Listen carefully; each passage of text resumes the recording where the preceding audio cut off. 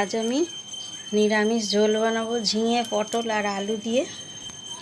এই দুটো ঝিঙেই দিয়ে দেবো, পটল 3-4টে দেবো আর আলুও একটা দেবো, দিয়ে নিরামিষ ঝোল বানাবো জিরে বাটা দিয়ে। জিরে এই গ্রীষ্মকালে খাওয়াটা খুবই ভালো।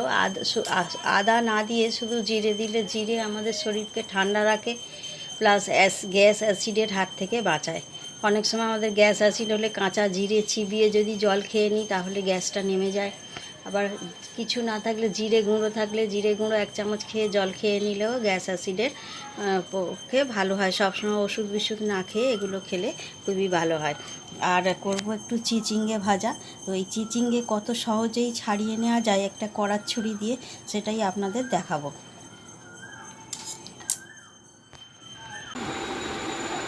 আজ আমি করব ঝিঙে পটল দিয়ে পাতলা ঝোল, যেটা গ্রীষ্মকালে খুবই উপকারী।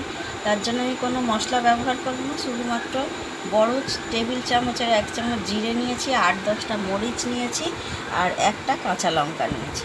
তো এটাই আজকের আমার মশলার উপকরণ। এটাই আমি ভালো করে বেটে নেব।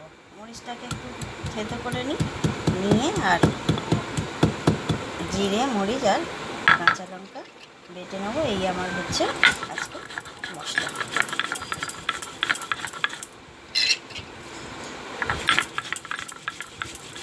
আপনারা মিক্সিতেও বেটে নিতে পারেন, আমি শিলে বেটে নিচ্ছি। যার যেটা সুবিধে সেই অনুযায়ী করবেন। এই আমার বাটা হয়ে গেল জিরে মরিচ আর কাঁচা লঙ্কা। একটু জল নিয়েছি, একটু জল হাত করে নিলে চিচিংয়ের একটা আঠা থাকে, তো সেই আঠাটাকে না জাস্ট ছুরিটা দিয়ে এরকম যদি আমরা ঘষি, বটিতে ঘষলেও ওঠে, কিন্তু বটির থেকেও কড়ার ছুরিতে একদম পরিষ্কার প্লেন হয়ে চিচিংয়ের খোসা উঠে যাবে। আর চিচিংয়ে যতটা টাটকা পারবেন ব্যবহার করবেন, তাহলে খোসা আরও তাড়াতাড়ি খুব ভালোভাবে উঠে যাবে। এটা আপনারা কলের ধারে নিয়ে গিয়ে, মানে যাদের বেসিন আছে, আমি তো তাই করি, বেসিনে নিয়ে গিয়ে কলটা কলে হাত ধুয়ে বারবার করে নিই। যেহেতু আপনাদের দেখাবো বলে আমি বাটি করে এখানে জল নিয়ে এসেছি, খুবই সহজে দেখুন একদম পরিষ্কার হয়ে উঠে যাবে। তাহলে কি হবে, হাতে আর এই চিচিংয়ের আঠাটা একটুও লাগবে না। দেখুন একদম হাত পরিষ্কার। না হলে এমনি যদি আমরা বটিতে কেটে নিই ছাড়াই খোসা, তাহলে কি হয়, হাতে চিচিংয়ের ভীষণ একটা আঠা, জেদি আঠা লেগে থাকে। পরে হাত ধুলেও সবসময় সেই আঠাটা উঠতে চায় না। তাহলে কত সহজে দেখলেন তো। আমার সবজি কাটা হয়ে গেছে, কেটে ধোয়াও হয়ে গেছে, ঝিঙে পটল আর আলু, আর এর সাথে তো একটা কাঁচা লঙ্কা দিতেই হবে। আর চিচিঙ্গেগুলোও খুব সরু সরু করে কেটে নিয়েছি, আর পটলগুলো একটু 4 পিস করে নিয়েছি করে। আর পটলের খোসা আমি একটু একটু রেখে করি, ঝিঙের খোসা সব ফেলে দিই। আর ঝিঙেটা একটু বড় বড় করে কেটেছি, কারণ ঝিঙে ঝোলে দিলে নরম হয়ে যায় সেই জন্য। আর আলু লম্বা লম্বা করে কেটে নিয়েছি, চিচিঙ্গা সরু সরু করে কেটে নিয়েছি ভাজার জন্য। এখন আমি চিচিঙ্গা ভাজা বসাবো, সেই জন্য কড়াই তেল দিয়েছি, সাদা তেল, আর একটা লঙ্কা, শুকনো লঙ্কা ফোড়ন দেব। তেল আমার গরম হয়ে গেছে, আস্তে আস্তে চিচিঙ্গাটা দিয়ে একটু নেড়ে চাপা দিয়ে দেবো। সঙ্গে সঙ্গে নুন দেবো না, খানিকটা ভাজা হয়ে এলে তারপর নুন দেবো। আর সবসময় চাপা দিয়ে রান্না করি যাতে তাড়াতাড়ি রান্নাটাও হয়ে যায়। কারণ এখন যা গ্যাসের দাম হয়েছে, সকলকেই বুঝে শুনে না করলেই না। এবার একটু নেড়ে চেড়ে চাপা দিয়ে দিবি, মাঝে মাঝে খুলে খুলে দেখবো, তারপর নুন দেবো। আর একটু নামাবার সময় এই পোস্ত রেখেছি, পোস্ত ছড়িয়ে নামিয়ে নেব। শুধু আর একবার দেখবো, আবার তুলে ভালো করে নেড়ে চেড়ে দিয়েছি। চিচিঙ্গা ভাজা আমার হয়ে গেছে।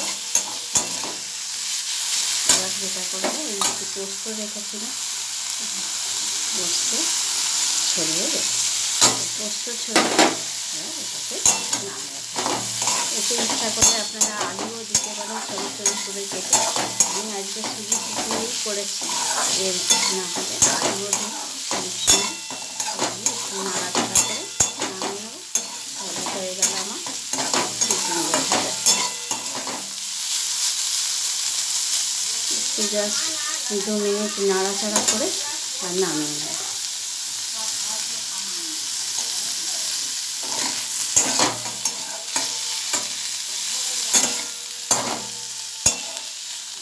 চিচিঙ্গা ভাজা নামিয়ে আমি ঝোলটা আবার বসিয়ে দেবো। গরম করা আমার, তাই এবার অপেক্ষা করতে লাগলো না। এখানে 5 ফোড়ন, একটা কাঁচা লঙ্কা চেরা আর তেজপাতা রেখেছি, এটা ফোড়ন দিয়ে দেবো।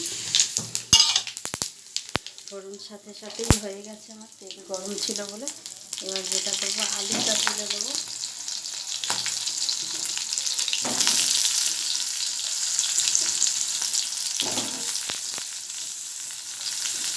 আলু আর পটল একটু হালকা করে ভেজে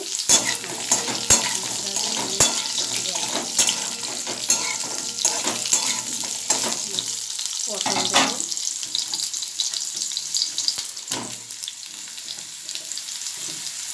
তেজপাতা গ্রীষ্মকালে তরকারিতে দেওয়া ভালো, কারণ তেজপাতা অনেক সময়ই প্রিজারভেটিভের কাজ করে।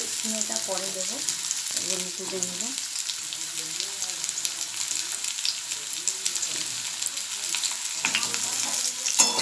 তেজপাতা গ্রীষ্মকালে আমাদের খাবার দাবার খারাপ হয়ে যায়, তেজপাতাটা দেওয়া থাকলে।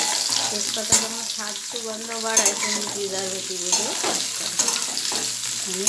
খাদ্যকে সংরক্ষণ করতে সাহায্য করে তেজপাতা। একটু হালকাভাবে আলু পটল নেড়ে চাপা দিয়ে দিলাম। আলু পটল ভাজা হয়ে গেছে, দিয়ে দিলাম ঝিঙেটা।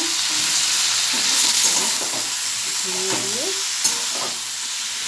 দেবো যেটা হচ্ছে একটু নুন আর একটু হলুদ।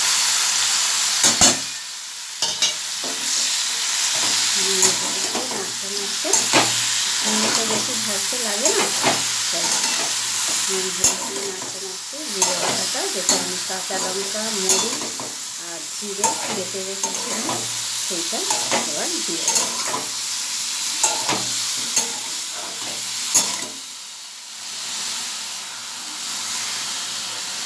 জিরে বাটাটা দিয়ে দিলাম,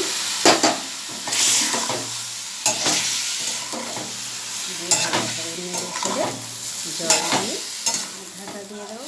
দিলেই আমার হয়ে যাবে জিরে বাটা দিয়ে ঝিঙে আলু পটলের পাতলা ঝোল। আর কোনো মশলা দেবো না, যেহেতু একটা কাঁচা লঙ্কা বেটে রেখেছি আর একটা কাঁচা লঙ্কা ফোড়নে দিয়েছি। লঙ্কার গুঁড়ো একেবারেই দেবো না। গ্রীষ্মকালের পক্ষে এই পাতলা ঝোল খুবই পুষ্টিকর। ব্যাস, আর নাড়াচাড়ারও দরকার নেই, না আদা বাটা, না ধনে গুঁড়ো, কিছুই দিইনি আমি। জাস্ট জিরে বাটা দিয়ে, জিরেটা শরীরকে ঠান্ডা রাখে এবং গ্যাস অ্যাসিড হতে মুক্ত রাখে। তাই জল ঢেলে দেবো।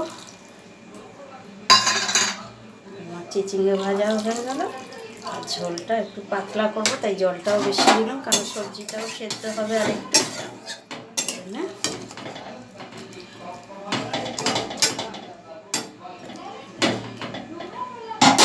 সবজি সেদ্ধ হয়ে গেলে আমার হয়ে গেল ঝোল। চাপা দিয়ে দিলাম, আস্তে করে দিলাম।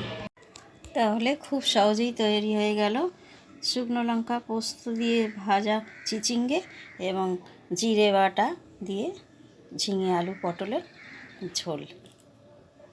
সঙ্গে থাকুন, আমাকে উৎসাহ দিন। ভালো লাগলে লাইক, কমেন্ট, শেয়ার করুন, আর সাবস্ক্রাইব করে পাশে থাকা বেল আইকনটা প্রেস করে থাকবেন। তার ফলে যা যা আমি ভিডিও আপলোড করব আপনারা সবাই দেখতে পাবেন, আপনাদের কাছে নোটিফিকেশান চলে যাবে। তো প্লিজ পাশে থাকুন, সাবস্ক্রাইব করুন, সাথে থাকুন। দেখার জন্য অনেক ধন্যবাদ সবাইকে।